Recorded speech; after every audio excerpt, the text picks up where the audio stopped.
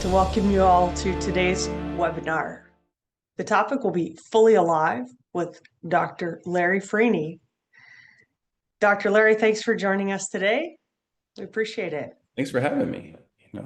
Fully Live is you've known me for years now, and Fully Live has been kind of a brainchild, a heart child that I've been working on. So it's great to be able to bring it forth. Yeah, as I was learning more about it, it sounds like it really is, it comes from who you are. Let me introduce you real quick. So Dr. Larry Freeney is a licensed professional counselor supervisor and the director of education and assessments for Rejoice Counseling Apostolate. He is the creator of Fully Alive, a personal mastery program inspired by the profound truth of St. Irenaeus, who said, "The glory of God is man fully alive." Larry integrates neuroscience, virtue ethics, psychology, and Catholic spirituality to guide others towards radical transformation and genuine human flourishing. Welcome, Larry. Let's give you a round of applause. Thank you, thank you, thank you. Appreciate Awesome. it. Cool. Well, your personal mission seems to revolve around being fully alive. And what does fully alive mean? And how can we recognize when we're truly living it or if we're just kind of getting by existing? So Fully Live, the kind of the image that I have, if you've ever had that sponge that you've used to wash dishes for years, and maybe it's raggedy, it's falling apart, and you really want to throw it away, but you can't because it's old reliable. That's how I want to die, right? I want to die being well used. I don't want to look like I was a sponge that just came out of the package. I want to have seen some years on me. And so I think Fully Alive is, Are you sure you want to smell that bad? then that's how you know it's really time for you to go when you start smelling bad. But the idea kind of came from, that quote that you just stated from St. Irenaeus, that God's glory is man fully alive. And it seems as we live in this technological age where things become easier, right? We become more disconnected from ourselves, from others, and from God. And so it's kind of like we're trying to roll, the curse of Sisyphus, right? So rolling that boulder up a hill just for it to fall back down, for us to roll it back up again. And so to me, fully alive there's this concept that Aristotle talked about called arete. And arete is basically excellence. And it's not excellence necessarily in the long term, it's in the moment to moment everyday life. That's the only time that we really get to function. And that's the time that we can only choose virtue is right here, right now. And then again later, and then again after that. And so I created this concept, called the aretic gap, which is the gap between who we are in actuality and who God calls us to be in potentiality. So it's the gap between actual and potential. And if you know anything about math, don't worry, we're not going to drive too far into it, but it's asymptotic, which means the closer you get to it, you get just close to it, and you get closer and closer and closer, but you never fully reach that potential. So if you take any number and you divide it by two, you can continue to divide it by two over and over and over and over and infinitely, and you'll never basically get to zero. If you round it, it'll get to zero, but it'll never really touch zero. And that's kind of what our potential is. We can always get just a little bit better, a little bit better, a little bit better. And the beauty of Fully Alive is that it's in those small, seemingly insignificant micro decisions, those micro moments, that we can truly build a life that honors and glorifies God. Now, the issue is our brains are event oriented. That means we want to sell our company for 100 million, or we want the perfect marriage, or we want kids who are raised in a virtue. We want the event and we don't want the process. The process takes too long. There's this thing that's called, MJ DeMarco calls it the desert of desertion. And he says this is where our dreams go to die because it's kind of, our brains are linear. So we put one input, we want one output, but life is exponential. So we're putting in all this work. We're not seeing the output yet. And what happens is right before we get there, we tend to what? We tend to quit. We tend to stop because we put in all this energy and effort into it and we're not seeing the results. Not knowing that we were so close. We were right next to what's called the escape velocity. We know that going into space, that a shuttle uses 90% of its fuel to break out of the Earth's atmosphere. All of it is to get past those barriers. And we have those same barriers too, but there are cognitive limitations. So many of our beliefs about ourselves are untrue. But however, our brain is guided by two things. The reason that we're not living our potential is two reasons. One is laziness, and number two is fear. And those two kind of dictate anytime we want to do something different and new, because our brain doesn't want us to be happy. Our brain just cares that we're alive. And so it's for us, if we want to be fully alive, then it's up to us to be intentional. It's up to us to build the systems that we need to go from where we are to where we could be. So with this concept, could you say it again? The aretic gap? Yes, Is the it eretic gap. So it comes from arete. There's actually okay? there's three gaps, right? Okay. The eretic gap, which is between who I am now and me in the future, right? Then there's what I call the retro gap. And the retro gap is between who we are and who we were. So this is, and I like to say we're mental time travelers. But it's very important that we are anchored in the present. Remember, this is the only time that matters. That's why it's called the present. It's a gift, but we sometimes waste it focusing Kung on Fu Panda. right, right. The coulda, shoulda, woulda's of the past. And then also what I call the future trap, which is where we imagine the life that we want. And we kind of go there to daydream. We kind of go there to numb maybe the monotony of the day or the pain of the day, but we don't take action in the now. The eretic gap is the only gap where we can actually make progress towards that future that we want. Instead, we get stuck in the past and we talk about, I should have done this, I could have done this. We ruminate, we beat ourselves up, and we don't Mhm. take the action that we need. Or we're stuck in the future trap where, oh, I can imagine a life where I'm on the beach sipping the mojitos and I have all the time in the world. But to have that future, I can only do that by making the decisions now, in the perpetual now. So it's these three different gaps. The eretic gap is Okay. being excellent moment to moment to moment, so that we can close the eretic gap, the gap between who we are and who we're called to be. The So yeah. I have like a thought about that. Like, so the day that I'm sitting there with my bowl of Bluebell Mhm. and I'm thinking, tomorrow I'm gonna wake up at 5 o'clock so I can get my workout in. And I'm gonna start eating healthy and I'll have a salad for lunch and I don't know, chicken and vegetables for dinner. I'm gonna get this great workout in tomorrow, Mhm. right? As I munch my bluebell, right? Right. Like this is the conundrum. This is the someday fallacy. So the Okay. someday fallacy is so what it is in plain English is it's you giving up on your dreams, but your ego won't allow you to do that. Your ego won't allow you to give up on your dreams or your goals. So when you say someday, what you're doing is you're putting it to a further date and time. Your ego is like, cool, yeah, we'll do it another time, but really we don't get to it. I've seen this with countless clients and also coaching clients here in the Fully Alive process. Is it's first when my daughter graduates from high school. Well, then she's got these friends. She's going, all right, well, after she finishes college, okay, well, let her get settled down and see where she's going, right? The next thing and the next thing, right? It's this can. And so it's basically a fractal. So we put our happiness in the future instead of our happiness now. Happiness is not something that we can seek on its own. Happiness is the byproduct of living a life well. And so I like to say that happiness is kind of like a cat. If you try to catch a cat, that cat is not going to let you catch it unless it wants to be caught. That cat's going to outrun you. You can't catch a cat. And so, but you can attract the cat. You bring food, right? You bring Mhm. water, you can attract the cat to you. And so happiness is the same way. When we chase happiness, it eludes us. But when we do the things that attract happiness, happiness comes from that living that life that's fulfilled. And I think that's important, an important distinction to think of is that we can't start on some days, right? We like our New Year's resolutions. All right, on January 1st. And then when we mess up by January 5th, we say, okay, next January. But we have all this time in between. You don't have to wait till tomorrow to start. You can start at 3:15 today or even 3:13, a random time. But in our brain, we like order. But sometimes to live that life fully alive, we have to get outside of that order. Not saying what I'm going to start tomorrow. That's great. But what can I do today to better prepare myself for tomorrow for that start? Does that make sense? Yeah. So something we do to self-sabotage is like put it in the future. I'm gonna do it in the future. What other things would we self-sabotage and not really live a life fully alive? The seeking Well, happiness as a goal. right. Yeah. There's a lot that goes into it, but procrastination. So all of us Okay. procrastinate one way or another. And there's actually three types of official archetypes of procrastinators. And there's one that I created that kind of fit in the rest.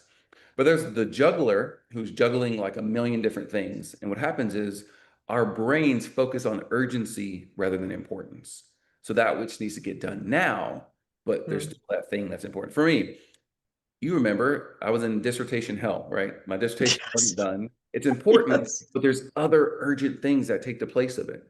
So when you Yeah. don't do what's important and you do what's urgent, what happens is you build up what? You build up guilt. You build up shame, right? You have the shame cycle. And I don't know about you, but when you're feeling shame, you really don't want to go out and live your best life, right? It's kind of in Mm-mm. survival mode. So it's kind of this idea of, so that's the first one is juggler. The second one is the thrill seeker, and that's me.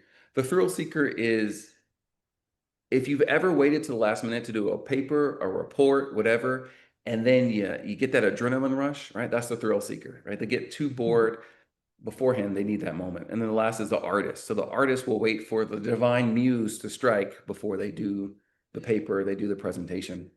The last one I created is what's called the debtor. And the debtor is the one who avoids things because who's going to avoid you more than someone who owes you money? So the debtor is the one who just avoids the situation, the project, because it's painful, right? It's psychologically painful. We find out in procrastination, all you have to do is overcome starting the activity.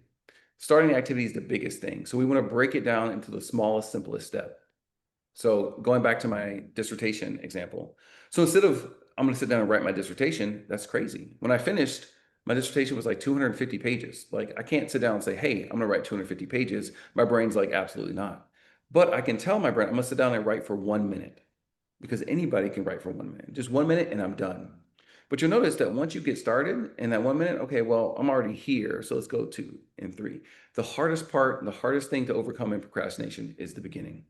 Right? So we want to break things down and figure out what is the barrier, right? The barrier is either laziness or fear.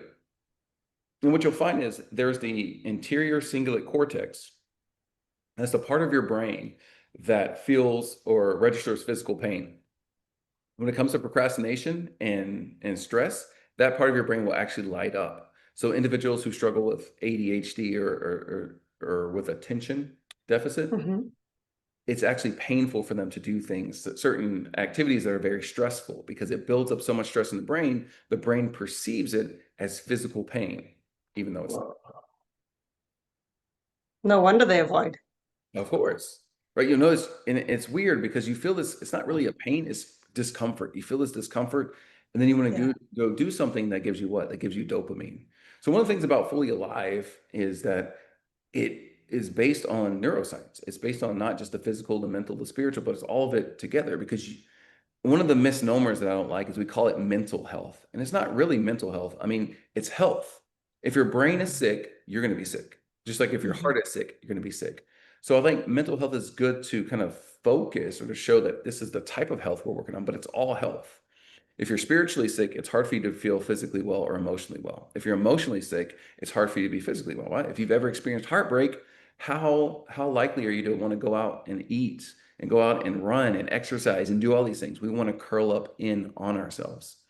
That's one of the important things about the Fully Alive program and kind of living the life as fully alive is that we each have our morning routines, right? There's a quote Mhm. that how you leverage your day is how you leverage your life. So you want a life that is intentional, purposeful, meaningful. How are you using your mornings? Are you sleeping in and kind of just letting the day happen to you? Or are you becoming an architect of your own life? And so fully live protocol is basically we all have our prayer and each person's protocol is going to look different. So you may wake up at 5, take a cold shower. Love that cold shower. Maybe wake up, go run, right? Maybe it's running a mile, a lap, whatever it is, but building this system that works for you because we all have things that we do that helps us to have our best days. We know that when I have my best day, I know I'm going to do this, I'm going to do this, and it's unique for everyone. What we want to do is make sure we do that daily, but we really want to double down and do it when we don't feel like it. When it's raining outside, it's easier for us. Oh, I can't go run. It's raining. No, people run in the rain, or I can't do this because I'm feeling sick. Now, you don't have to go as intensive, but research shows that working out when you're sick, it actually helps your body to your lymph fluids. It helps to stimulate your lymph fluids and have them flow throughout your body. Many times when we're sick, we sit down or we lay down and we don't really move that much. So the lymph fluid just stays there. But through exercising, we can kind of get the body going and the producing of energy. But I'm not going to get into all that nerd stuff that I enjoy. But all this to say is that it's really important for us to do the thing that is good for us rather than waiting until we feel like it to do it, because that's how we build up discipline. So many times we'll be motivated, but motivation is a finite resource. We need motivation and discipline, the two pedals of a bike. We want to build up when we're motivated, we want to start building the discipline. So when the motivation is gone, we can rely on that discipline, which will then refill and refuel our motivation. Absolutely, because motivation wanes. One Really? day you feel, yeah, I need to do a great workout, and then the next day it's like, I think I'm sore. When I did the death race, I was super motivated. And then about 8 hours in, the motivation was gone, right? I bet. It was fun, but it was no longer like, haha, this is gonna be great. It was more, I'm frozen, I'm colder than I've ever been, and I feel connected to nature, but disconnected from what I'm used to, right? I'm used to having my phone in my pocket. I'm used to being able to reach out to anybody when I want to. At this time, it was different. So there's that blessing and that curse through that process. So you've brought up spirituality and you've brought up science. It sounds like your approach integrates the two. Could you talk a little bit about that? Definitely. So I'm not going to jump into all of this because I got to wet your whistle and not put it all out there. But I have this concept called the symphony of the soul, and the symphony of the soul is 12 areas that we need as humans to flourish. And the first part of that is what is called the core four, and this is I go into this metaphor about the symphony, but this is the core resonance, and it's going to be what's called your mindset, which everybody's pretty much heard of, your heart set, your health set, and what's called your soul set. So these are kind of the core through basically you think of your first chair, second chair. These are the most important parts of your symphony. Mm. We all know mindset. Mindset is how you perceive yourself, how you perceive the world. So there's three main mindsets. One is the victim mentality, which everything happens to me. I'm kind of just here. I don't really get to participate. Things just happen. The second is the warrior mindset, and that is everything happens for me, for my growth, for me to become better. We know that discomfort is necessary for growth, and growth is necessary for closing that aretic gap. And finally, there's what's called the witness mindset. And the witness mindset is everything happens through me. So it's more so not just what I do, but what I can then do to help others. So it's kind of this concept I have. It's the mastery. So you want to master yourself, and legacy. So you can leave a social legacy about helping others and helping them climb their own mountains. That's gonna be your mindset. Your heart set is emotionality. How well are you holding on to any grudges? Do you have negative emotions that kind of fill up in your body? Because there's this thing called Hebb's law. Hebb's law is important because it says neurons that fire together wire together. Wire together. So here's what's fascinating, and not to get too much into the neuroscience, but you can create a loser mindset, and you can live by that loser mindset, and your brain will adapt to become quote unquote a loser. That means you won't step out of your zone because that's not what you do. You will make excuses because you have trained your brain to operate in that way. So many times, the first part of counseling or coaching is to give yourself a new brain, because it's not about the 1,000 or 10,000 mistakes you've made before. It's okay, what's this next decision, this micro decision? Am I going to choose growth? Am I going to choose discomfort? Am I going to choose virtue? Am I choose differently? And then it's, remember, arete, closing the gap, that aretic gap, decision, decision, decision, decision, forming a new neural pathway in our brain. Because what we find is when we continue to make these new neural pathways that seek out virtue, because that's how we close the aretic gap is through virtue, that our brain will recycle these old neurons that we no longer use.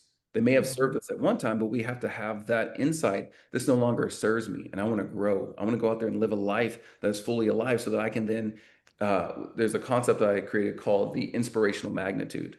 So when you do more with your life and you aim higher in your life, you can then ignite maybe the dying or dormant flames in your brothers and sisters.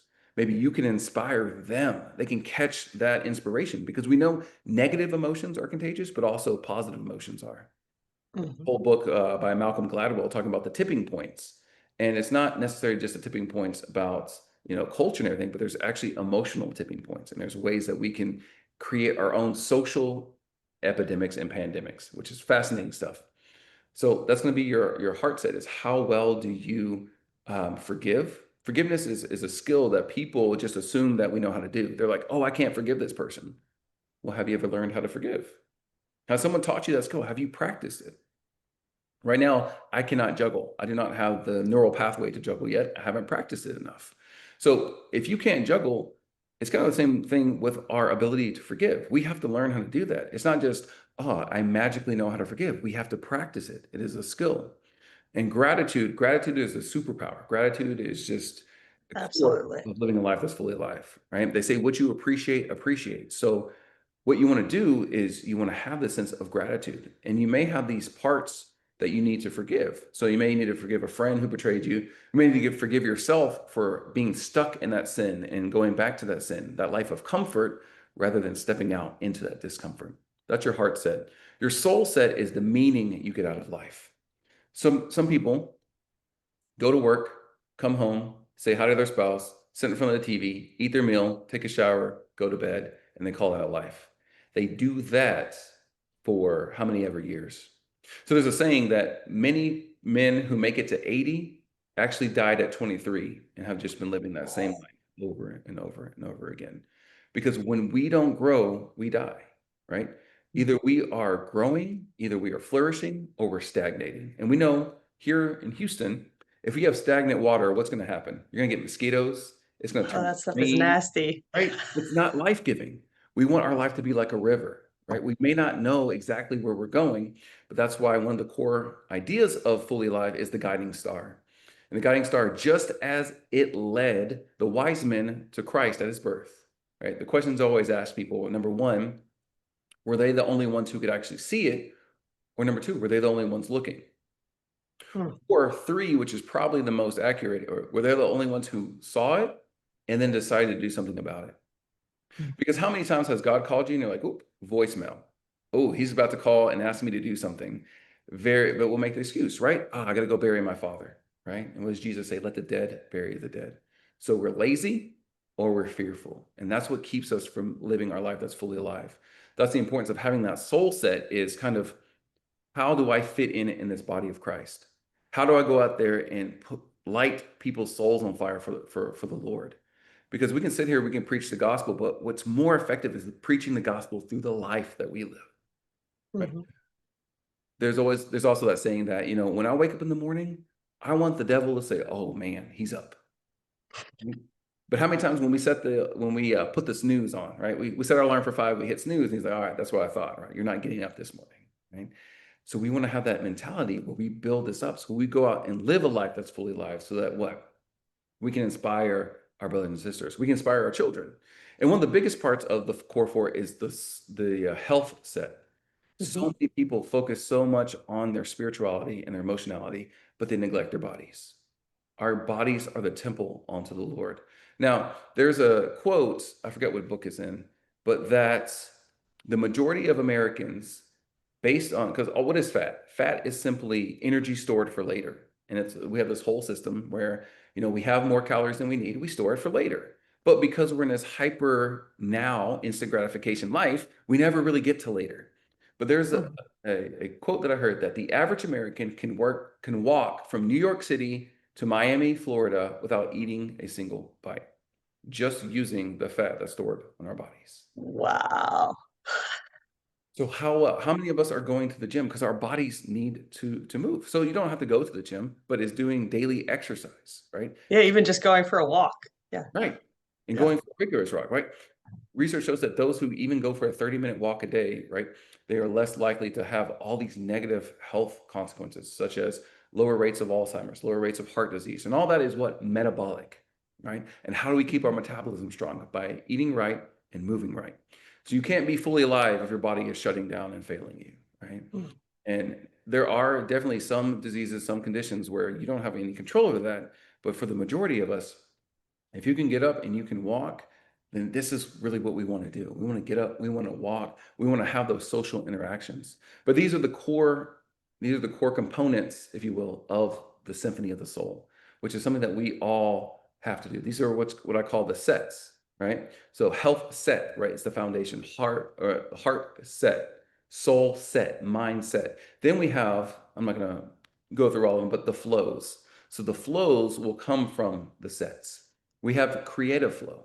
For whatever reason in our society, people say, oh, creativity isn't important, when creativity is a innate condition of being human, creative, right? God is the creator and we co-create, right? And one of the highest forms of co-creation is what? Procreation, right? I have 4 children. You asked me this like 5 years ago, we just welcomed in our first, now we have 4. It's just mind-boggling how we have this creativity within us, but many times we don't give ourselves avenues to relish that creativity. We are creative by our very nature, and so we need to be able to create. Another one is looking at our craft. So there's a craft flow. Our craft is going to be our profession, where we work, how we take this extension of ourselves and then we expand it to add value to others, and on and on. And so there's I forget, I think there's like 6. Yeah, there's 6 within this flow state, if you will. So we have to have a set and what flows from the set. And then finally, my favorite 2 are going to be the last 2. One is going to be the legend mark, and then that's going to be basically how you leave your mark in the world, right? It's what is your legacy? And when I say legacy, I don't mean your name in a hospital, because that's cool, but it's going to be focused more on how did you impact others with your life? How were you that social contagion that inspired others to seek the Lord, that inspired others to close their Reddit gap, that inspired others to not just live the same day over and over for 80 years, but to really go out there, put your heart on the line, right? There's the whole adage, right? It's better to have loved and lost than not to have loved at all. But many of us don't want to love because it's scary. Many of us don't want to put ourselves out there because we're afraid. And as a counselor, I know, Liz, you've probably encountered this, but when you are either seeing an individual or a couple and they're not meshing well, this person does not fit this person's idea of a partner, but what? They're afraid to be alone. And because they're afraid to be alone, they think there might not be anyone out there for me. So this person likes me a little bit and they have some of the qualities that I want. So they compromise. They compromise themselves and they compromise the relationship. And what happens? That causes so many other problems, because this person can't be fully alive because they're denying parts of themselves. They're not allowing what is truly important to them to come to life and to be nourished. Instead, they are forgoing this part of ourselves. And there's a saying that values are the part of us that if we don't get to express them and utilize them and honor them, then a part of us dies. And so it's kind of like this. Think of blood, right? So Aristotle talks about courage being the most important virtue because it pumps blood. Like courage comes from kue, which means the heart. So courage, saying have heart, it pumps blood to the other virtues. But think of this. If I had a value of connection, genuine human connection with others, and you put a tourniquet on my arm and you cut off blood to my arm, what's going to happen? Eventually my arm's going to die. And I'm still alive, I'm still here, but I'm not fully here, right? A part of me is missing, a part of me is dead. And sometimes we keep doing this and doing this and doing this, and we're still here, but we're not able to be fully alive. And of course, the last one is looking at our social connections, right? How connected are we socially? There's this idea of the Paul, the Timothy, and the Barnabas. So our Paul is our mentor who's pouring into us. Our Barnabas is the person who's going through life with us. And then our Timothy is who we're pouring into. So you see, going back to my analogy of the river, right? This isn't stagnant. There's this flow of knowledge. There's this flow of mentorship. There's this flow of love. There's this flow of connection. And just like a river is self-cleaning, right? Our lives become self-cleaning in that same kind of area. Yeah, the question is coming to me about people who might hear all this and think, I'd love to be able to live that out, but my circumstances are XYZ. When you defend your limitations, you get to keep them. We can all talk about, so here's the thing. I was raised by my grandparents. Basically, my mom was a single mom. My dad has like a bunch of children. So I should have been a statistic. I could have Mhm. made all the different excuses. So I didn't have a good relationship with my father, so I could go do this, and do this. So when we defend our limitations, we get to keep them. So one thing I talked about earlier, the mindset. Is it going to be the victim mentality, the warrior, or the witness? So instead of saying, "Oh, I can't do this," ask yourself this: how can I make this happen? Because the goal Mm. right now is not to either be fully alive or not alive at all, right? There's a progress, right? It's I told you it's the steps. So the question is, how can I be just a little bit more fully alive today? Whether that's cutting out an hour of your day to spend in adoration, journaling, maybe a gratitude exercise. There are countless things that we can do. And this whole system isn't, okay, right off the bat, this is what we do, right? Here's the whole system. We start off with one step, then the next step, then the next step, and we build upon it. We build the skills that we need, we build the processes, we build the reflection techniques, right? I have what's called the AM and the PM bookend. AM is how you prepare for the day, you set your intentions for the day, how you want to show up in the world. Then finally, you have a distillation process. So you distill, what did I learn today? What went well today? And how can I take today? Basically, why was today worth living? Because many of us, as John Saforic says in The Wealthy Gardener, life happens in the parade of passing days. It's not the vacations, it's not the holidays. Those are big pivot points. But life happens in the boring Monday to Friday. And boring is just what we talk about, right? Many people wait for Friday afternoon, right? They wait for happy hour, right? They wait for this. They basically sacrifice 5 days for 2 days.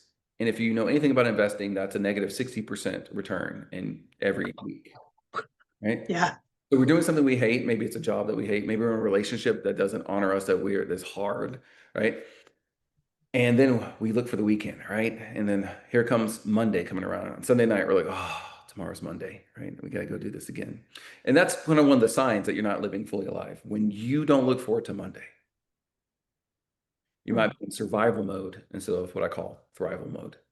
And so the question is here is fear and laziness. So what do you have to lose to take that step to live the life that's fully alive? And here's the thing, fully alive is not for everyone. It's a program, it's a process that's only for those who are committed to the process. Is it going to be uncomfortable? It definitely is going to be uncomfortable. But fully alive, I specifically work with individuals who are already motivated because I'm not here. So, in counseling, sometimes you have to help drag your clients to the finish line, right? Sometimes, right? Here, fully alive, it's completely different. I'm not dragging you anywhere. I'm laying out the foundation. It's kind of like Dante's Inferno or the Divine Comedy. So, Virgil was a guide for Dante, but he didn't do this stuff for Dante. He said, "Hey, you might want to look out for this up ahead. Here is an area that you're weak in. You might want to take that into consideration." But he wasn't able to take the journey for Dante. Right? And that's the same thing here. I'm not taking the journey for you. And the reason that I am here, that's why I do what I do. That's why I, you know, got my PhD after finishing my master's. That's why I did 4 different styles of martial arts. That's why I went for the Spartan endurance races, the death race, the ultra, all these things, because I know that I can't lead you anywhere that I haven't been myself.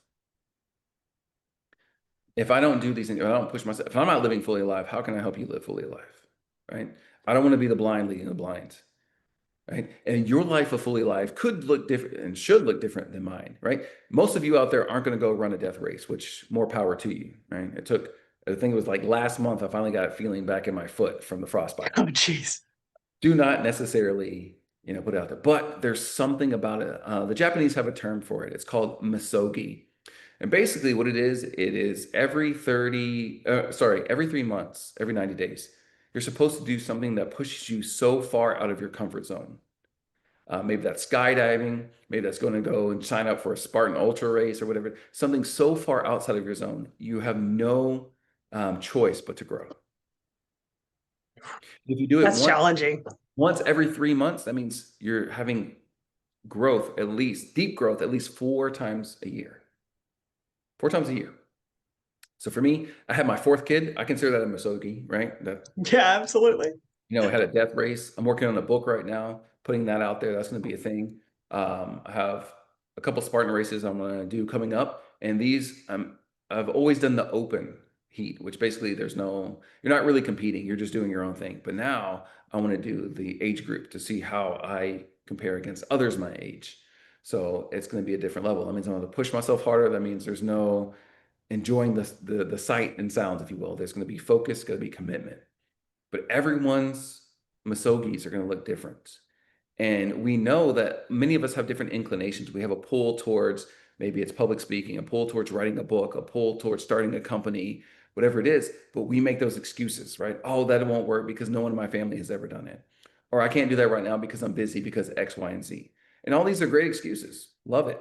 And I love that for you. But when you defend your limitations, you get to keep them. And the more you defend them, as we learned, you create the pathways in your brain just for those excuses.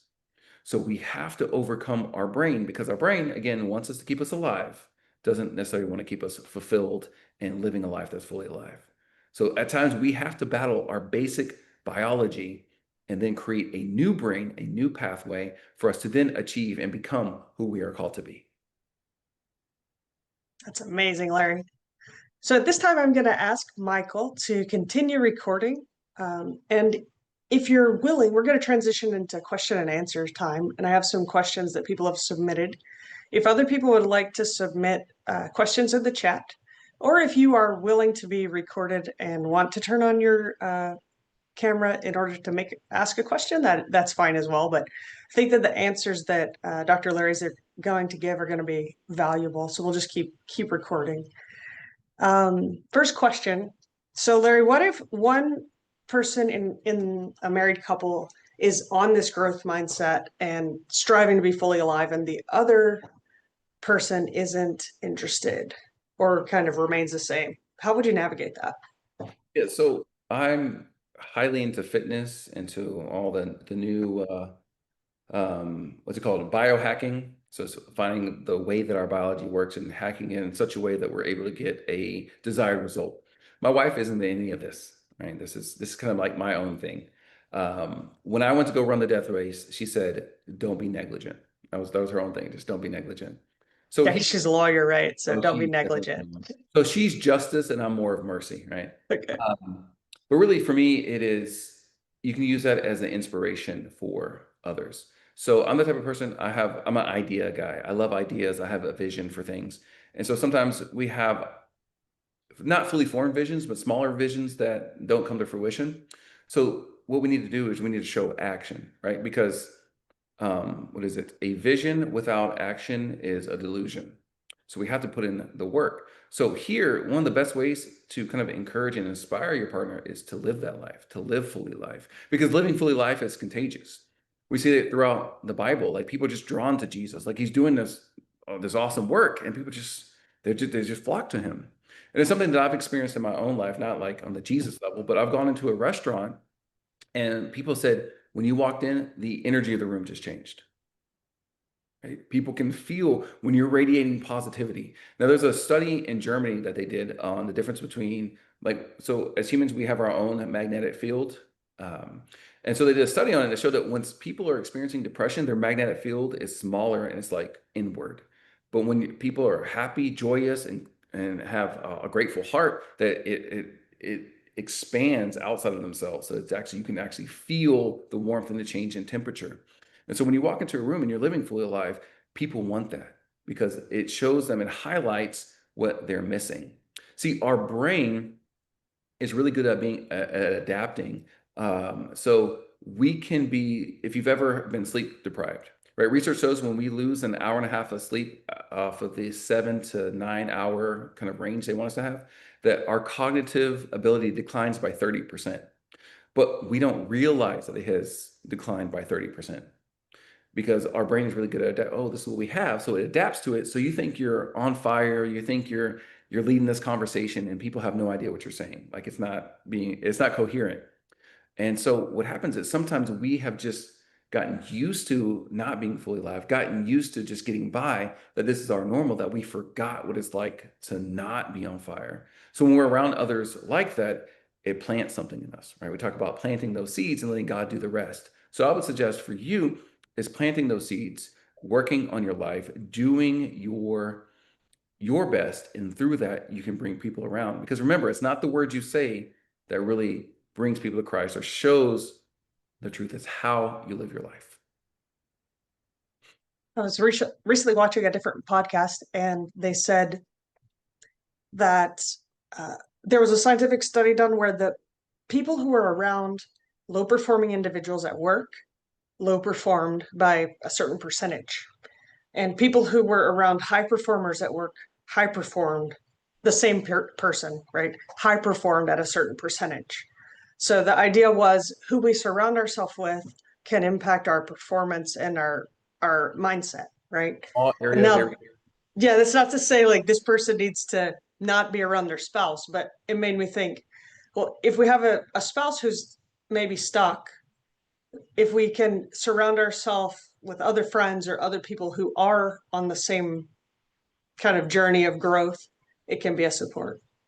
Yeah, that's what it's called an overstory. So they've done research and they found that a doctor who is more conservative and less likely to do certain surgeries and whatnot, if Uh-huh. they immediately pick them up and you put them into an area where that's all they do is more surgeries and this and that, like overnight, instantly, they embrace the overstory of the area. And it's not something that they cognitively pick up on. It's just they become the environment. And what was it? Zig Ziglar said I believe it's Zig Ziglar, said you become the average of the five people that you spend the most time with. And so, Yeah. if you want something different in your life, you need to hang around people who what you want is their normal. So you want to be holier, you got to hang around people who holy is just their normal. You want to learn how to build wealth and be financially responsible, hang around millionaires. You hang around people who have multiple businesses, who know the game of finance. Right? You want to hang around them because they have conversations about what you're trying to do. That's their normal. They give off that air and there's a different expectation than different groups.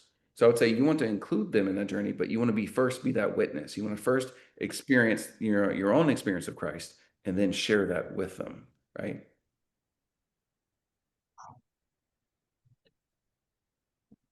I know that you work with seminarians, diaconate candidates, other high performing individuals. What do you find are the most critical emotional and spiritual skills to help people become mature leaders? Number one is definitely what's called emotional literacy. So understanding that there are at least 87 different emotions and experiences of the human condition that have been identified in the literature. So that means that we can identify them and know what they feel like within our bodies. So there's a misconception that we are thinking creatures that sometimes emote. We are actually very emotional creatures that sometimes think. So those of us who like to think that, oh, we're very, I love that. I got the engineer mind. So there's a book that is called Thinking Fast and Slow, and it talks about our two different thinking ways of thinking. But a lot of it is basically you find out that a lot of our slow, rational thinking is based on our quick, instinctive, emotional thinking. And so that if we're looking for how to negotiate with somebody, we don't hit the slow thinking, we hit the quick emotional thinking because that influences the slow thinking. So it's a pretty cool process, but really just being able to understand our own journey. One of the biggest parts of the Fully Alive is becoming what I call a sacred librarian. So I'm dropping all the proprietary frameworks and knowledge today. I got to keep a few in reserve, but basically this is one of the most beautiful aspects of this is a sacred librarian is that each and every one of us has our own story. And so as a sacred librarian, you have to understand your own story so that you can be a good steward of the stories of others. You can keep their story safe, you can validate it, you can honor it and keep it in a place because then there's a concept I call your soul port. So we all, if you've ever traveled, you have a passport, but a soul port is basically a internal document that is stamped by every person who has had a significant impact in your life. Mm. So it's great who has stamped your soul port, but then the question is, and this is where the legacy part comes in, how many people can say that you influenced their life in a positive way that had the ability to change their life? How many people have your stamp within their soul port? And so that's the idea of, being that sacred librarian, keeping their stories, but also having such a positive influence on them that they can go on and do great things. And that's for me. It's not only the great things that I hopefully can do in my life, but I want to be the indirect help. I want to be a part of the catalyst, part of your system that allowed you to get there. Maybe I said one word one time, you took it, you ran with it, you made it your own, but then you're able to what? Close that erratic gap. So getting out of your own way and understanding that every person you meet has the opportunity or has the ability to teach you something, right? There's a saying, you can never teach an expert anything. So always have that white belt mentality, day one, week one. And another thing is looking at it that really setting those goals that you don't think you can achieve. So if you've never run more than 5 miles before, and you're like, all right, I'm gonna go sign up for that half marathon. Absolutely do not sign up for that half marathon. Instead, sign up for that marathon or that ultra marathon. You're probably saying, Dr. Larry, that's crazy. Exactly.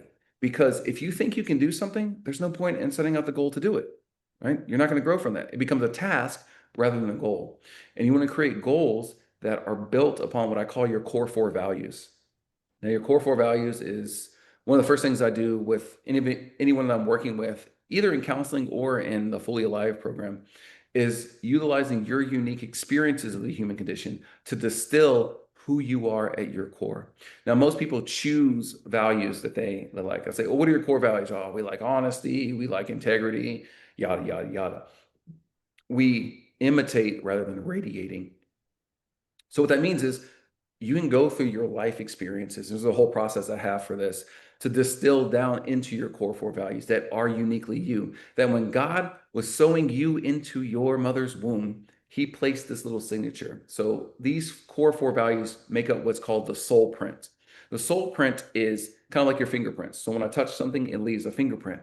So the soul print is when we have a conversation, we have a meaningful connection. What print am I leaving upon you? Is it courage? Is it honesty? Is it integrity? Is it humor? What is it that you are marked with? I think a lot of people, they don't understand, they don't know where they've been, they don't know exactly what their core four values are because they haven't conceptualized it. And so then when someone offers them a job or there's a relationship, they can't ask themselves, does this fit with my core four values? Is this in alignment or is this in disalignment or misalignment? So that's one of the first parts we do, and it's a difficult process. It's difficult, not that it's hard to do. It's hard to do because it's very emotional. You have to be vulnerable to distill down to your core four values. But then you can utilize it. Hey, this person wants me to come do a talk for this group. This group's values are this, this, and this. Does that align with my values? Does that align with my guiding star?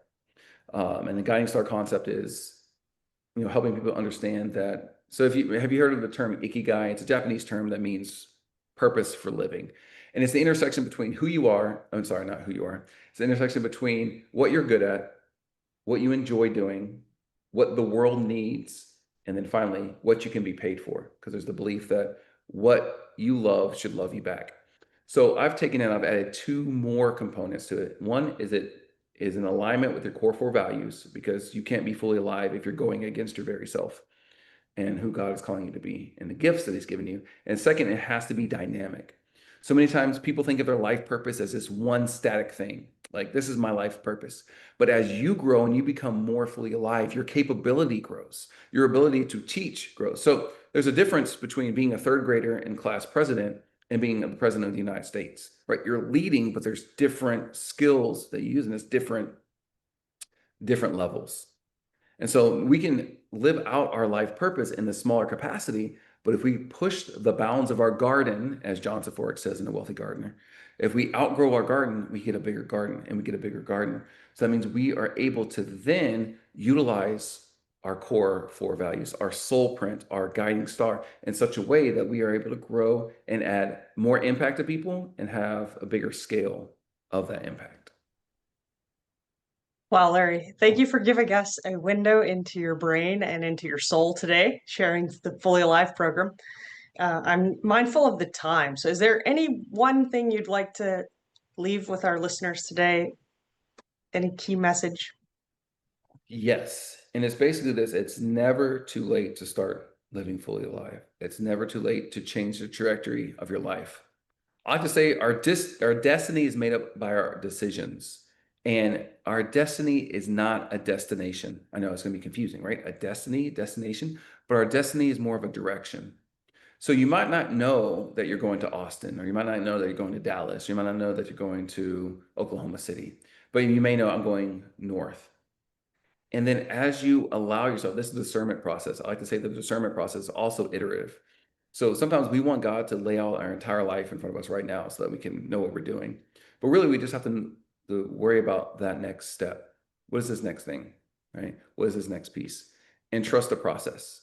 I like to say, people like, how do you know what the next step God wants you to do is? Like, sometimes I don't, but I keep going. Or I tell God, hey, I'm going to keep doing this thing, or I'm going to go after this thing until you tell me no. So I'm co-creating my life with him. So many people are on the opposite end. Some people wait, twiddling their thumbs, waiting for God to give them the divine revelation and map out their life. And other people are like, well, I don't need God. I'm going to do it myself.